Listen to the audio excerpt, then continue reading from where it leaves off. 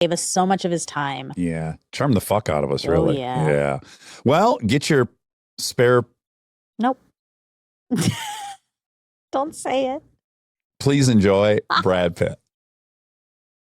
He's an armchair expert. He's an armchair expert. He's an armchair expert. Hi. Hi, Monica. How are you? So nice to meet you. You too. Sorry, I got ice. No, you're good. You're I good. What'd you get? I tried this new thing here.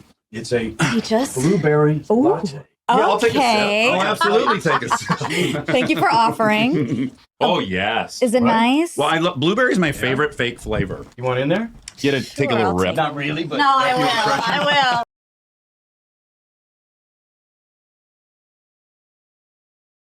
Which I can easily believe because I've heard numbers like that from the oval tracks before they put in the better soft walls. Especially in the IRL days, I think the gearbox had no absorption in front of it. If they backed into the wall, which often happens with mid-engines cars, it's just metal on metal. And I've hit concrete kind of a few times in my career, and the impact spike. So with this history at Road Atlanta, I get this amazing opportunity through a place called Merit Partners, and it was on a bloody cold day. It was at least in the 30s, and we had all the biggies there. We had the Holy Trinity, LaFerrari, the McLaren P1, Porsche 918. They had a Pagani Huayra BC, which is the tracky one. We had a Carrera GT there.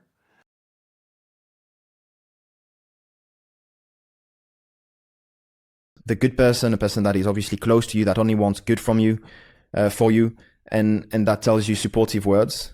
And I knew that this was a huge help that then I lost when I lost my father. Obviously, there was still my mum, but my mum doesn't have the technical knowledge that my father had on racing. But it's super important to have close people that then also along your career, whatever level you're at, can tell you the right things at the right moment for you. And yeah, this was super important to me. Yeah, he sounds like an amazing man. He sounds like such a wonderful, wonderful mentor to have in life. And is there any words of advice that he said to you or something he shared with you that you feel you always kind of carry with you, whether it's on race day or in life? Is there something that he left you that you feel you always turn towards? To always stay humble and grateful. I think these are the two words that he always.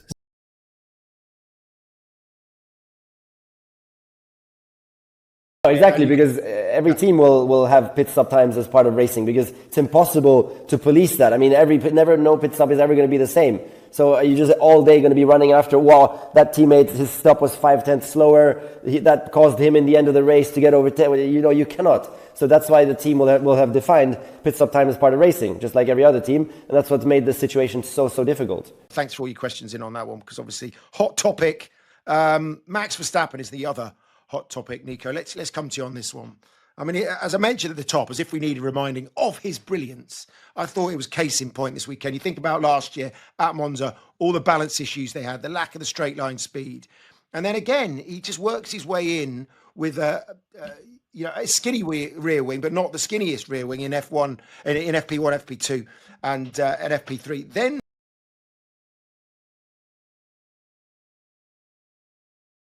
oh, she is. And so we're going to do a bit of a prank, I think, now. Let's see. Now that I met you, seems to come true. I guess I'm crazy in love. Hello. Alina. My love.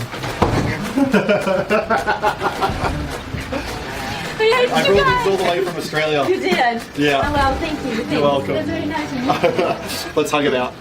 Let's hug it out. It's okay. Are we doing the flip too? We could do that, yeah. Very nice to meet you. Hi, guys. Hello. Fantastic. Hi, Daniel. All right. Hi, Daniel. Thank you very much for...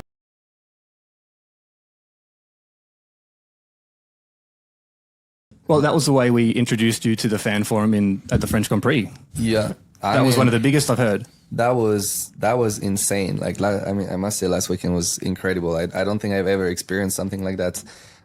with that many fans. And I think they supported you like so much as well, Yuki. I don't know what you thought, but I think like I felt so much love for us, like AlphaTauri and a lot of people wearing our like team gears, and it was really, really special. Yeah, and just on that French Grand Prix for you, Yuki, that was quite a good one until the race start. But the updates, they all kind of gelled together, and you made it to Q3 and started P8. I think his highlight was the croissant as he arrived to the track on Thursday morning. I think Croissant the race part was really, just really good. I think that made definitely good rhythm until qualifying, I know. And also I enjoyed with the French fans, like you said. I'm surprised.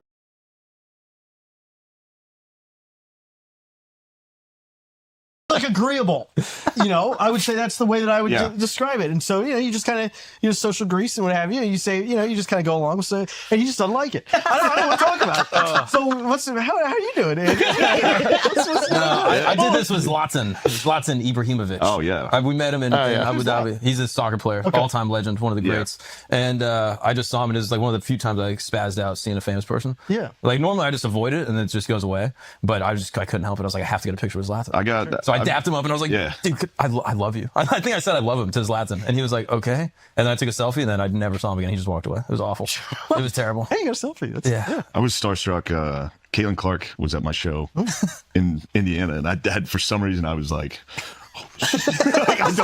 every once in a while somebody gets me that I didn't think was going to make me like, there's a clip of you saying hi.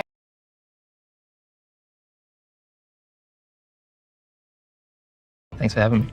This almost seems like a silly question considering what you do for a living, but are you at all nervous going into this Hot Ones interview? I've watched your show. I'm a big fan of everything you've been doing. It's so hilarious, some of the stuff that you've done and the people that have come on. And then sometimes I'm like, I could take that. And then I'm like, maybe not.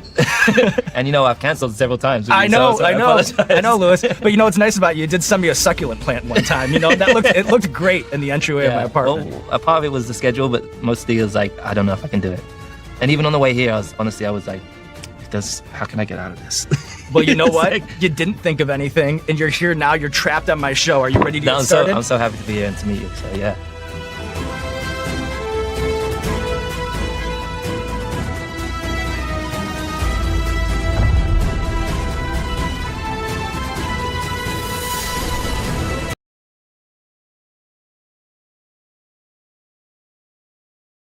So for him, he has to reset. We go to Mexico, don't we, next weekend? Not necessarily a McLaren track, so you might well think that they're going to be on the back foot potentially there as well, because Red Bull have always been very good, and Max especially.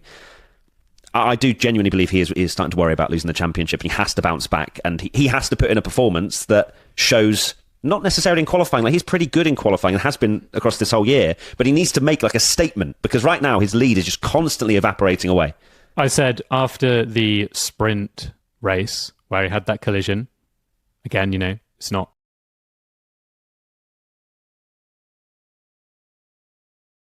When you hit the brake, your head tries to go forward, right? So this is the braking G-force. But after Yuki said, to be honest, I never done the pulling, so be careful. I'm definitely a lot more relaxed now. Just don't pull my head off and I'm fine. Exactly. Pull me. And as he pulls, you can actually see the amount of force that he's putting on my neck. So at the moment, you're getting up to about 20 kilos.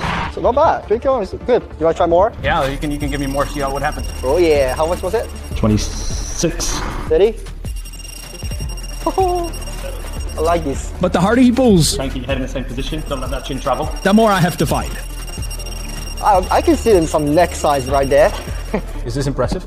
It is. Yeah. I think like normal people, like sometimes my friends got curious and I want to do it, and they won't even survive with like 10 kilogram, more than 30 seconds. Yeah, I've seen the viral clip of Lennon Norris where it's like 40 kilograms and then another guy with 14 and he's just like, yeah, poor guy. I think next day he